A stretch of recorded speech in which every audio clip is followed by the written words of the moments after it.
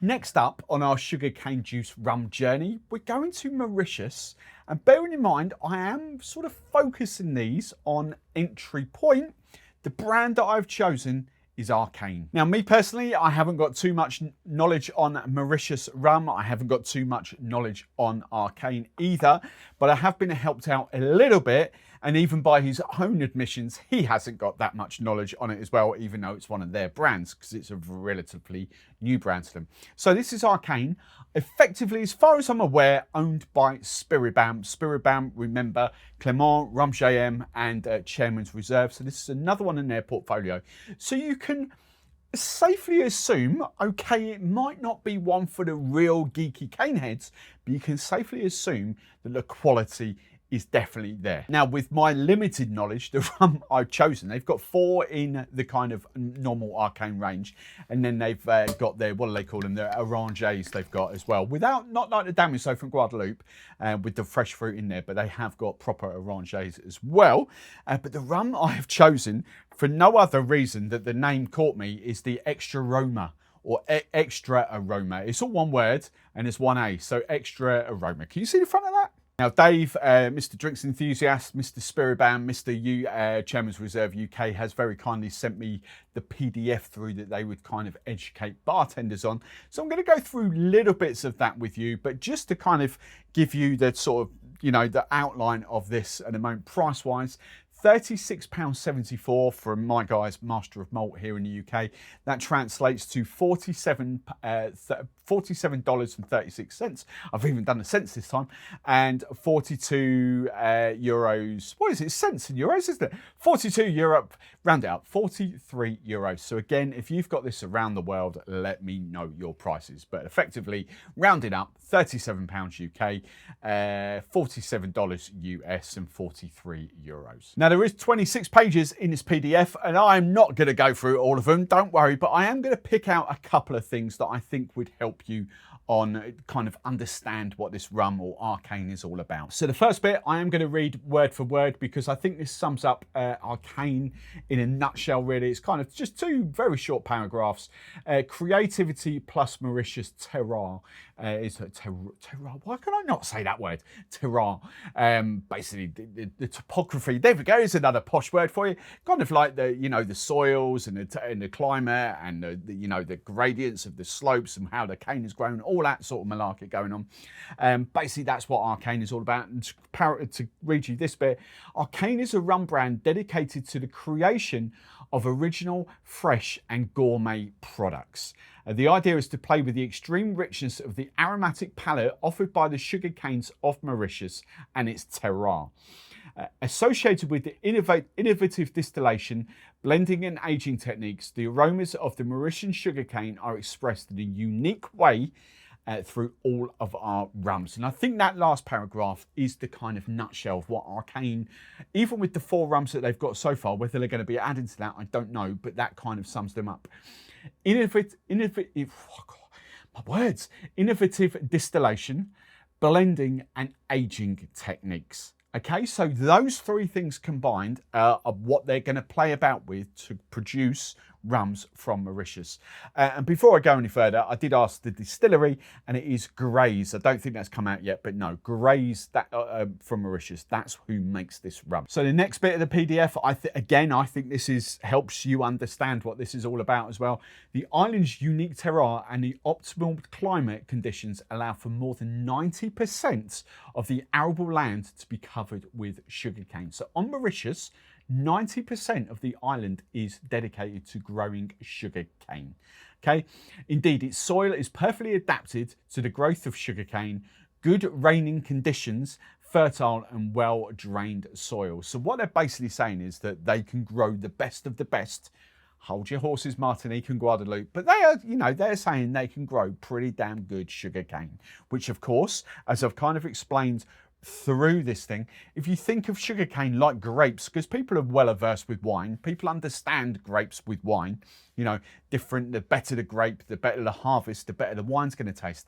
That's what you kind of need to understand with fresh sugarcane juice rums. Okay, the better the season, the better the climate, the better the soil, the better the sort of rain, you know, the better the harvest they have, the better the rum is going to taste. And I think this next page kind of sums up, you know, even to my sort of knowledge, the diverse culture that goes on in Mauritius. So located in the Indian Ocean, yeah, well, I kind of knew that's where it was located, but it's the next bit. Mauritius is a paradise for sugarcane. The colourful land meets the conditions to produce rums made from freshly pressed sugarcane juice, revealing natural aromas of the spices. Okay, so that's all to do with the terroir and topography, if I got that. I'm sure it's topography. I'm sure that's kind of the right kind of thing. Anyway, I'm sure the kind of keyboard warriors are going to put me right on that. But here we go. Here's the next bit that I kind of hadn't really associated with Mauritius. On the other hand, this paradise island shines through in its fascinating history, where the different cultures with African, European, Chinese and Indian influences are all mixed. Okay, so you've not just got one culture going on, you've got African, European, Chinese and Indian cultures going on. So can you imagine the diversity on the island? Even from one rum distillery to the next, okay, you're not just going to have one style of Mauritius rum. It's going to be, you know, it's just going to be a mixed bag. And I think I've just got one final sort of page of the PDF just to kind of give you, and again, I think this really does sort of sum it up and kind of give you an idea, not just about Arcane, but about Mauritius as well. Okay, so just to point out, Grays is kind of northwest of the island of Mauritius, so it's right up there. If you know kind of Mauritius, if you've been there, if you understand how, you know, the different regions of Mauritius work, then that's right up your street. I've never been, I don't understand that, but I kind of just to kind of give you the backstory behind Arcane and what they're all about, just to kind of drill this even more. The guideline behind Arcane, so basically Spiribam have kind of, I'm assuming Spiribam have kind of gone to Grays. I'm assuming, I don't know. He said, we've got this idea of a project. How can we work together? I'm assuming that's what's come off this. Okay.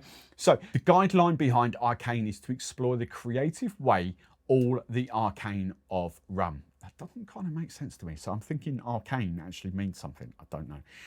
This can be done thanks to the innovative products mingling sugarcane freshness together with greedy aromas from distillation and more complex notes linked to the aging process.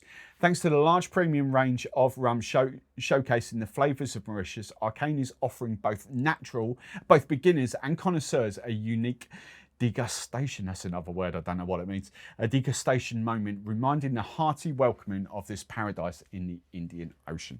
So basically, to emphasize that again, they are mixing different cane varieties, different areas, different regions of cane grown on the island, combined with different sort of distillation techniques, combined with different aging techniques.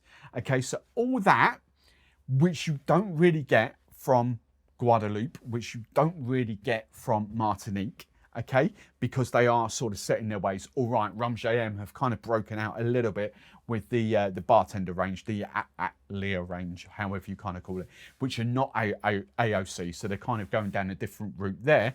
You've not got any of that with this. We're just going creative and we're producing new modern day rums with Arcane. So now let's get on and sort of chat about this rum and give you that. It's a 40% ABV rum. I have got the slide for this rum, which I think again will help you. So I'm going to just kind of give you a very quick couple of sentences from this. Extraroma. I'm going to call it Extraroma. This rum with exotic flavours was made with the idea to create a very aromatic, pure sugarcane juice rum. You'll be surprised by its powerful tropical fruits boosted with a hint of vanilla coming from the oak barrels. Okay, so that's kind of what this rum, this is the marketing speak from Spiribam, from Arcane.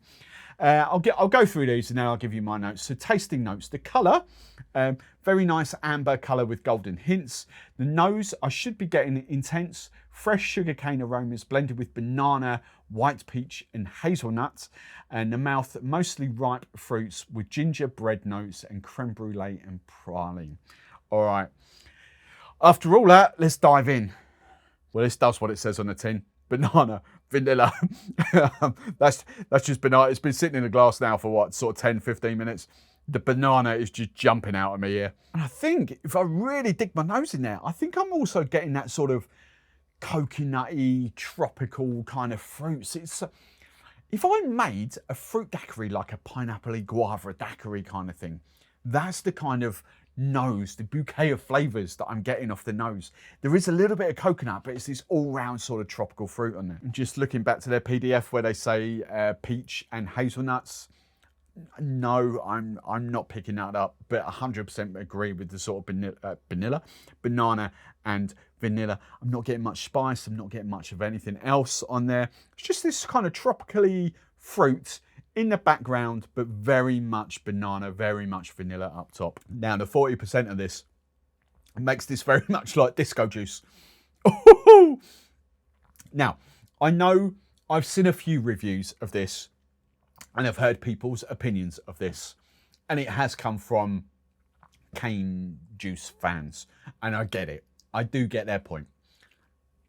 They want this at a stronger ABV. And this will all come out for me in a kind of summing up video, a new kind of series of videos that I'm going to kind of drop for you. I get it. They want that at a higher ABV. I totally get it.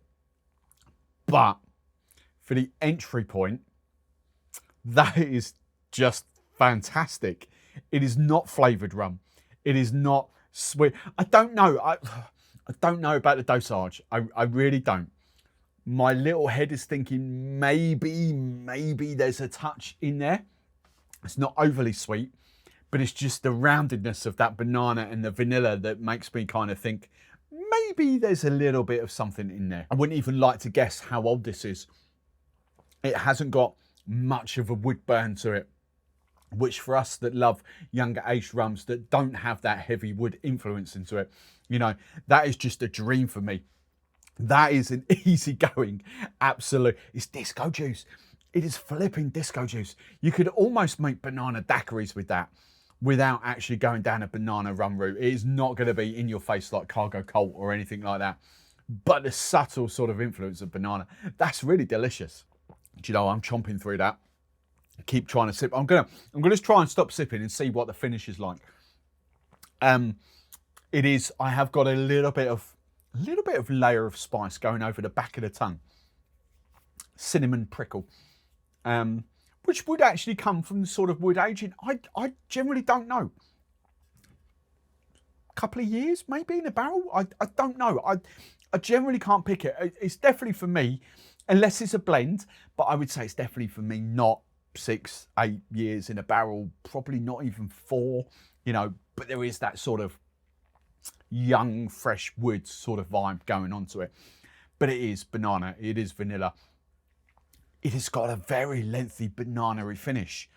And I say, the geeks will probably know, the geeks will probably be able to tell it straight away that it maybe has a little bit of dosage to it. I genuinely can't tell at the moment. I would suspect, just because of the roundness of that banana and that coating, I would suspect there's maybe a fractional marginal amount, but that doesn't detract. This is not a sweet rum. This is nowhere even remotely in that playground. I just would naturally, so for me, if I'm dissecting what the geeks are talking about when they say, you know, it's okay, I'm just naturally assuming they want this at a higher ABV, because I get it. I want to taste that at 46, at 50% ABV. Purely from the journey that I've been down on sugar cane juice rums. Can I tell this is cane juice over molasses? Again, it is very, very different. I ain't getting anything like that off a molasses rum. You know, the banana, is it comparable to a Jamaican banana funk bomb or anything like that? No. You know, it's a very, very different vibe. So again, am I tasting this straight away and going, oh, that's sugar cane juice rum? Again, I'm not confident enough to sort of say, yes, of course I am. As I've said time and time again throughout this series, I'm probably going down the route of, this is different. This, you know, there's just something about this that I'm not kind of familiar with. The roundness, the finish, the texture is a little bit different. I would probably get to sugarcane juice that way, but I'm not sort of distinguishing this molasses from juice at this point in my journey. 6 months time from now, who knows? But at this point, also I'm just going to give you is that this is flipping delicious. So let's get into the summing up, the power questions. Do I think it's value for money? Have I got anything behind the bar that's remotely like it? Would I restock it?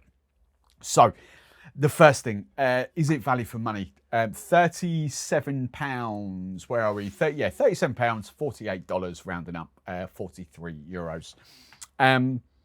Yeah, I'm quite happy with that. I have not got a downside to that. I flipping enjoy it. At £38, I'm 2-3 years into this rum journey now, looking at different prices around me, the quality of that. Maybe marginally, you probably, it's probably better playing £5, so $7 or $8 a little bit cheaper. But at the moment, I have not got an issue with that at all. I think that's a great rum. Have I got anything comparable behind me?